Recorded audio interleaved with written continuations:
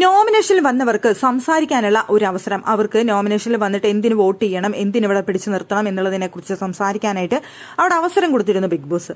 ആ സമയത്ത് അവിടെ വന്ന് നിന്നുകൊണ്ട് ശ്രീതു സംസാരിക്കുന്നുണ്ടായിരുന്നു. ശ്രീതുവിനെ നോമിനേറ്റ് ചെയ്യാനുള്ള കാരണമായിട്ട് പറഞ്ഞൊരു കാര്യം എന്ന് പറയുന്നത് കോംബോ ഡ്രാമ കളിച്ച് ഇവിടെ നിൽക്കുന്ന വ്യക്തി എന്നുള്ളതാണ്. അതിനുള്ള മറുപടിയാണ് അവിടെ നിന്നുകൊണ്ട് അവിടെ പറഞ്ഞത് ശ്രീതു. സത്യം പറഞ്ഞാൽ ആ ഒരു വേർഡ് പറഞ്ഞത് നന്ദനയായിരുന്നു, കോംബോ ഡ്രാമ എന്നുള്ളൊരു കാര്യം പറഞ്ഞത്.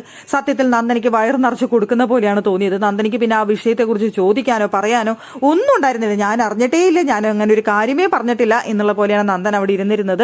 ആ ഒരു നന്ദന ഇരുന്ന സ്പേസിലേക്ക് നോക്കിയിട്ടാണ് കൂടുതൽ നേരവും അവിടെ സംസാരിച്ചുകൊണ്ടിരുന്നത് ശ്രീതു. അവിടെ അതുകൊണ്ട് തന്നെ അവർക്ക് എല്ലാവർക്കും ഒന്നും മിണ്ടാനും പറയാനും പറ്റാത്ത അവസ്ഥയിലായി പോയി എന്ന് പറയേണ്ടി വരും. അവിടെ പറയുന്നുണ്ടായിരുന്നു ശ്രീതു, ഇവിടെ ഞാനൊരു കോംബോ ഡ്രാമയും കളിക്കാനായിട്ട് വന്നിട്ടില്ല. ഞങ്ങൾ എപ്പോഴാണ് ഫ്രണ്ട്സ് ആയതെന്ന് ഞങ്ങൾക്ക് കൃത്യമായിട്ട് അറിയില്ല. ഞങ്ങൾ ഫ്രണ്ട്സായി ഞാനും റസ്മിനും അർജുനും കൂടിയാണ് ഏറ്റവും കൂടുതൽ നേരം ഇരുന്ന് സംസാരിക്കുന്നത്. ആ സമയത്ത് ഒരു പ്രശ്നവും പറയാതെ ഇവിടെ നിന്ന് റസ്മിൻ പോയി കഴിഞ്ഞപ്പോൾ ഞങ്ങൾ കോംബോ ഡ്രാമ കളിക്കുന്നു എന്ന് പറയുന്നതിനോട് എന്ത് ഇതാണുള്ളത്?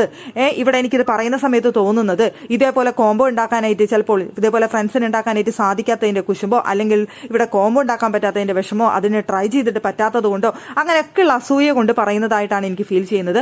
അല്ലാന്നുണ്ടെങ്കിൽ ഇത് വളരെ മോശമായ രീതിയിൽ നോക്കിക്കാണുന്ന കണ്ണുകളായിരിക്കും, അല്ലെങ്കിൽ മോശമായി ചിന്തിക്കുന്ന വ്യക്തികളായിരിക്കും ഞങ്ങളെ കാണുമ്പോൾ അങ്ങനെ തോന്നുന്നത് എന്നുള്ളത്. അപ്പൊ എന്തായി, പറഞ്ഞ വ്യക്തിക്ക് ആകെ പെട്ടുപോയി എന്നുള്ളൊരു അവസ്ഥയും മോശമായ രീതിയിൽ നോക്കുകയും അതിനങ്ങനെ അർത്ഥത്തിൽ കാണുന്ന ആൾക്കാർക്ക് അങ്ങനെ കാണുമ്പോൾ തോന്നുള്ളൂ. അല്ലാതെ പ്രേക്ഷകർക്ക് ഞങ്ങളുടെ സംസാരം, ഞങ്ങൾ എന്താണ് സംസാരിക്കുന്നത്, ഞങ്ങൾ എന്താണ് പറയുന്നതെന്ന് വ്യക്തമായിട്ട് കേൾക്കാനായിട്ട് സാധിക്കും. പ്രേക്ഷകർ കാണുന്നുണ്ടല്ലോ. അപ്പൊ മോശമായിട്ട് ഇന്നേ വരെ ഒരു വാക്ക് പോലും ഞങ്ങൾ പരസ്പരം സംസാരിച്ചിട്ടില്ല എന്നുള്ളത് ഞങ്ങൾക്ക് വളരെ വ്യക്തമായ ധാരണയാണ്. പ്രേക്ഷകരുടെ ഇടയിലേക്ക് ഞങ്ങൾ ഒരു കോംബോ ഡ്രാമ ഇട്ടിട്ടില്ല എന്നുള്ളത്.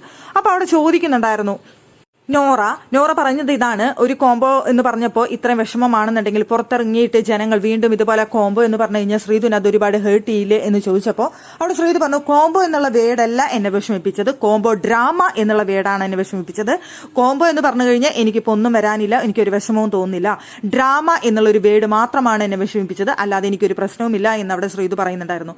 അതുകൊണ്ട് തന്നെ പിന്നീട് ഒരാൾ പോലും ഈ ഒരു കാര്യത്തെക്കുറിച്ച് ഒരു ക്വസ്റ്റ്യൻ പോലും പിന്നീട് അവിടെ ചോദിച്ചില്ല എന്നുള്ളതാണ് യാഥാർത്ഥ്യം. പിന്നീട് അവിടെ സിജോ ചോദിച്ചൊരു കാര്യം, ഈ ബിഗ് ബോസ് വീട്ടിൽ വന്നിട്ട് എന്ത് സംഭാവനയാണ് നൽകിയത് എന്നുള്ളതാണ്. അപ്പൊ തിരിച്ചവിടെ ചോദിക്കുന്നുണ്ടായിരുന്നു, സിജോ ഇവിടെ വന്നിട്ട് എന്ത് സംഭാവനയാണ് നൽകിയത്?